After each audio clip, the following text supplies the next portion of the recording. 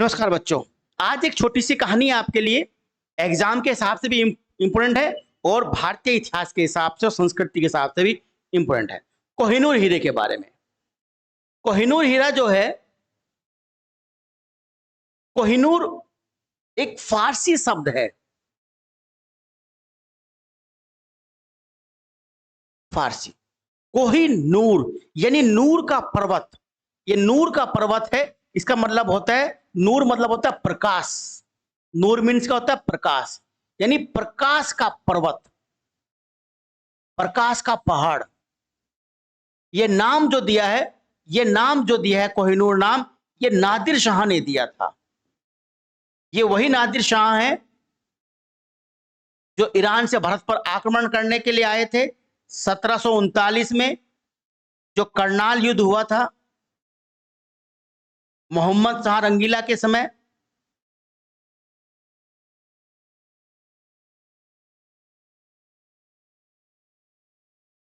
मोहम्मद शाह रंगीला जो उसमें भारत के मुगल बादशाह थे, इनके काल में 1739 में करनाल युद्ध हुआ था नादिर शाह के साथ। फिर नादिर शाह दिल्ली में आया था और दिल्ली में बड़ी मात्रा में लूटपाट करी थी। उसी दौरान मयूर सिंहासन जो था, जो शाहजहां ने बनवाया था, उस मयूर सिंहासन पर जब देखा इसने कि मयूर सिंहासन जो है उसके सेंटर में, उसके ऊपर एक बड़ा हीरा लगा हुआ है, तो कहा कोहिनूर यानी प्रकाश का पर्वत। प्रकाश का पर्वत, वहां से इसका नाम कोहिनूर पड़ा है। अब आज कोहिनूर की पूरी कहानी आपके साथ चलते हैं। ये देखिए, ये है कोहिनूर हीरा। कोहिनूर हीरे की जो वजन था, जो मूल वजन था, जो ये मिला था, तो वजन जो था मूल, वो था 37 ग्राम का। 37 ग्राम और 186 कैरेट, ये मूल वजन था। जब इसको तराशा गया तो तराशने के बाद वर्तमान में 105 कैरेट का है ये,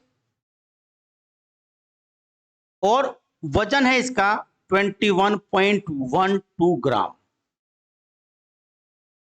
और कीमत तो इसको अमूल्य माना गया है कि कोई कीमत नहीं है इसकी, लेकिन फिर भी $1 बिलियन के आसपास कुछ ऐसे आर्टिकल हैं, कुछ ऐसे संपादक लिखे जाते हैं जब किसी चीज के बारे में, तो उसमें अनुमानित जो इसकी कीमत मानी जाती है वो $1 बिलियन के आसपास मानी जाती है। इतनी, यानी कई देशों की अर्थव्यवस्थाओं के बराबर है ये। अब ये हीरा जो है कीमती है इसकी खूबसूरती की वजह से। और आप जानते, जो हीरे की चमक होती है वो प्रकाश का जो पूर्ण आंतरिक परावर्तन होता है। पूर्ण आंतरिक परावर्तन यानी जहां से प्रकाश जाता है और टकराकर 100% प्रकाश वापस आता है।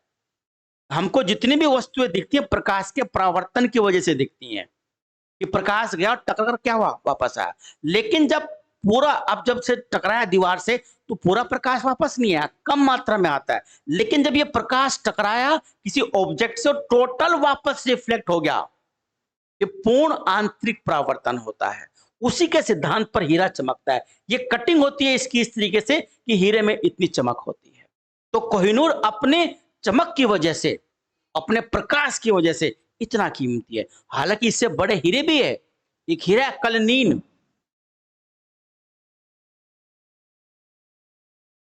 ये हीरा कोहिनूर से बड़ा है, पर इसकी इतनी कीमत नहीं, क्योंकि इसकी चमक इतनी नहीं है। कलनीन हीरा ये बड़ा है कोहिनूर से, लेकिन उसकी चमक इतनी है तो उसकी कीमत भी इतनी नहीं है। अब ये तो इसका मूल वजन बता दें, मैंने आपको वर्तमान में कितना वजन है ये। अब देखते हैं इसका इतिहास क्या रहा है कोहिनूर का।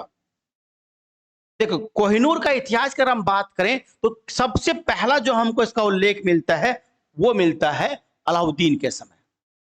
अलाउद्दीन के समय मलिक काफूर को जब दक्षिण भारत पर आक्रमण करने के लिए भेजा गया तो इसने तेलंगाना पर आक्रमण किया। तेलंगाना पर जब आक्रमण हुआ तो तेलंगाना में काकतीय वंश का राज था और उसमें राजा थे प्रताप रुद्रदेव।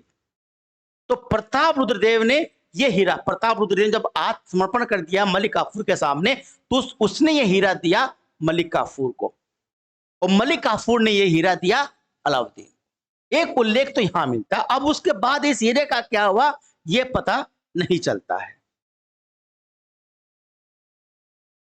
ठीक है, उसके बाद पता नहीं चलता इस हीरे का क्या हुआ। दूसरा उल्लेख मिलता है बाबर के पास। जब बाबर भारत पर अटैक हुआ 1526 में, जब युद्ध हुआ पानीपत का, उसके बाद मालवा की विजय हुई। मालवा की विजय मेदिनी राय जो यहाँ के शासक थे, मालवा का शासक के मेदिनी राय जो उस हुआ था। फिर बाबर के समय जब इस पर अधिकार हो गया क्या नाम मालवा पर, तो यहां शासक बना महमूद द्वितीय। तो महमूद द्वितीय ने हुमायूं को दिया।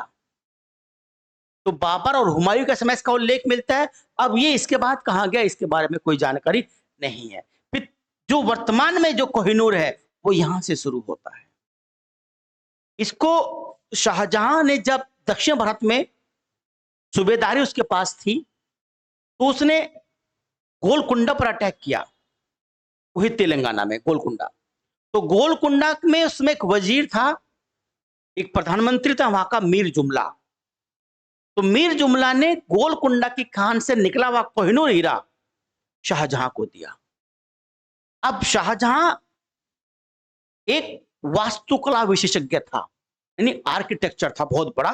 और आप जानते हैं शाहजहां के काल को वास्तुकला का स्वर्ण काल कहते हैं। शाहजहां ने जब दिल्ली का लाल किला बनवाया और दिल्ली के लाल किले में सिंहासन बनवाया अपना, उसका नाम पड़ा मयूर सिंहासन। उस मयूर सिंहासन में यह हीरा जड़ दिया, उसके पीछे जहां वो बैठते थे उसके पीछे लगा दिया, मयूर सिंहासन के पीछे। अब इस मयूर सिंहासन पर बहुत सारे लोग बैठे, शाहजहां बैठा, उसके बाद औरंगजेब बैठा, फिर औरंगजेब के पुत्र बैठे। अब ये क्वेश्चन पूछता है कि मयूर सिंहासन पर बैठने वाला अंतिम मुगल बादशाह कौन था। तो ये पता होना चाहिए कि अंतिम मुगल बादशाह वो होगा जब कोहिनूर भारत से चला गया होगा। तो 1739 में ईरान के नादिर शाह ने भारत पर आक्रमण किया। जब इसने भारत पर आक्रमण किया तो युद्ध हुआ 1739 का करनाल युद्ध। उसमें भारत के मुगल बादशाह थे मोहम्मद शाह रंगीला, जिन्हें हम उत्तरकालीन मुगल बादशाह मानते हैं। औरंगजेब के बाद जो मुगल बादशाह बने उन्हें हम उत्तरकालीन मुगल बादशाह कहते हैं। तो 1739 में करनाल युद्ध हुआ और नादिर शाह ने भारत पर जब अटैक किया, तो जब वो दिल्ली पहुंचा, दिल्ली पहुंचने के बाद जब उसने बहुत सारा जो है लूटपाट किया, कत्लेआम मचाया, तो उसी दौरान उसे मयूर सिंहासन मिला और उस मयूर सिंहासन को पूरा पूरा उठाकर वो ले गया। अब नादिर शाह से वो पहुंचता है शाह शुजा के पास। किसके पास? शाह शुजा। शाह शुजा ये अफगानिस्तान के, इसके भगोड़ा शासक बोलते हैं, ये अफगानिस्तान का था। अब यहां से पहुंचता राजा रणजीत सिंह। राजा रणजीत सिंह जो थे, ध्यान रखिएगा, राजा रणजीत सिंह पंजाब के राजा थे। और हुआ क्या था, जब इनके साथ युद्ध हुआ अफगानिस्तान को लेकर, और अमृतसर, जालंधर, ये सब इनकी दोनों राजधानी थी रणजीत सिंह की। सिंधु नदी में जब पार किया शाह शुजा ने, तो हार गया शाह शुजा। हारने के बाद रणजीत सिंह ने शाह शुजा की तोप, जो उसके पास तोपें थी, वो तोप और जो उसकी स्त्रियां थी, जो महिलाएं थी शाह शुजा की, महिलाएं थी, बच्चे थे, उनको ससम्मान इज्जत के साथ नाव में रखकर बिठाकर वापस भिजवा दिया। अब देखिए, हम वो राजा नहीं है जो किसी को जीतने के बाद ना केवल उसके महल पर बल्कि उसके बच्चों और स्त्रियों पर अधिकार कर लेते हैं। हम उस तरह के राजा नहीं है। ससम्मान उसकी सभी महिलाओं को, परिवार की और सभी बच्चों को, उसकी तोपों को वापस भेज देता है शाह शुजा के पास। अब जाओ। शाह शुजा इस बात से बड़ा प्रसन्न हुआ और उसने कोहिनूर हीरा जो था ये वापस रणजीत सिंह को दे दिया। अब वापस से भारत में आ गया। जब रणजीत सिंह को मिल गया तो फिर वापस भारत में आ गई। अब रणजीत सिंह को जब मिला तो रणजीत सिंह के बाद इसके पुत्र दिलीप सिंह को मिला, जो कि अल्पवयस्क था, छोटा बच्चा था। और 1849 में लॉर्ड डलहौजी, जो भारत के गवर्नर जनरल थे।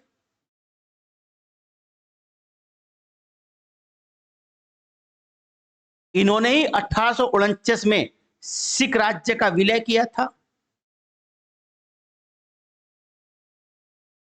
सिख राज्य का विलय किया था और सिख राज्य का विलय करने के बाद, यानी उसे ब्रिटिश साम्राज्य का अंग बनाने के बाद, दलीप सिंह को, जो राजा थे, दलीप सिंह को इंग्लैंड भेज दिया। अब तुम वहां पढ़ाई करो, जाओ। थोड़ी सी पेंशन देकर इंग्लैंड भेज दिया और सिख राज्य इसका अंग बन गया। अब दलीप सिंह से वो कोहिनूर हीरा डलहौजी ने ले लिया और महारानी विक्टोरिया को दिया गया। महारानी विक्टोरिया को दिया गया। अब जब महारानी विक्टोरिया को कैसर ए हिंद, कैसर ए हिंद घोषित किया गया, यानी हिंद की मुखिया, कैसर ए हिंद, हिंद की मुखिया घोषित किया गया, तब उनके मुकुट में जड़ दिया गया। ठीक। और अब ये लंदन में एक टावर में स्थित है। लंदन में एक टावर है, वहां पर ये स्थित। तो वर्तमान में लंदन में एक टावर में है और महारानी विक्टोरिया के जो मुकुट है उसमें ये है। तो वो मुकुट विक्टोरिया के वहां उसमें रखा गया टावर में, तो वहीं ये हमारा रखा गया। अब आपके दिमाग में आ रहा होगा इसको लाते क्यों नहीं है वापस, है ना। तो कोहिनूर हीरा वापस लाने का प्रयास भारत सरकार ने शुरू में तो किया, पर उसके बाद कोई प्रयास अभी तक नहीं हुआ है कि कोहिनूर पर अंतिम अधिकार किसका, यह सिद्ध करना बड़ा मुश्किल है। अंतिम अधिकार का मतलब है कि कोहिनूर को अंतिम स्वामी क्या भारत ही है, कि भारत से मिला था, कि फिर जब उसको गिफ्ट दे दिया तो उसका हो गया। जब गिफ्ट दे दिया दलीप सिंह ने तो अब उनका हो गया, ये है तो भारत का ही, पर सिद्ध करना बड़ा मुश्किल हो जाता है, इसलिए इसकी दावेदारी नहीं की जाती। अब जो हीरा जो होता है, ध्यान रखिएगा आप, हीरा जो बनता है वो कोयले से बनता है, कोयला। और आप जानते हैं कोयला जो होता है, ये एक कोयला बिटुमिनस,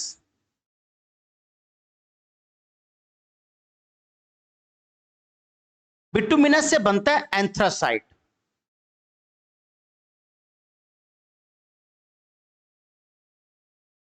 ये सर्वोत्तम सबसे अच्छे किस्म का कोयला है। ये बिल्कुल हीरे की तरह ही होता है। 90 से 92% तक कार्बन होती है, बाकी जलवाष्प होती है, इसलिए जलने के बाद बिल्कुल धुआं नहीं देता। इसी बिटुमिनस से हीरा बनता है, ध्यान रखिएगा। इसी बिटुमिनस से हीरा बनता है। हीरा 100% शुद्ध कार्बन है, उसमें बिल्कुल भी जलवाष्प नहीं है, तो शुद्ध कार्बन है हीरा, शुद्ध कार्बन है हीरा। और ये हीरा जो है बिटुमिनस के बाद ही ये चक्र में बनता है, क्योंकि जो आपका जो कोयला होता है जीवाश्म ईंधन है। ये जो जीवों के जो अवशेष हैं वो जो बहुत लंबे समय तक दबे रहते हैं, तो उसमें से कार्बन बचा रहता है और बाकी सारी चीजें नष्ट होती रहती हैं। आप जानते भी होंगे कि कार्बन जो है वो यूनिवर्सल एलिमेंट है, वो हर तत्व में पाया जाता है। तो जितना ज्यादा कार्बन होगा उतना ही अच्छे किस्म का वो कोयला माना जाता है। तो कोयले की प्रक्रिया से ही हीरा बनता है। तो बिटुमिनस से एंथ्रासाइट बनता है और बिटुमिनस से हीरा बनता है। तो कोहिनूर हमारा गोलकुंडा की खानों से निकाला जाता था, जो तेलंगाना में है। किसके पास आया, कब आया, ये बातें हो गई है। ठीक है, चलिए, आपको अच्छी लगेगी जानकारी, एग्जाम में भी काम आ सकती है। ओके, जय हिंद, जय भारत।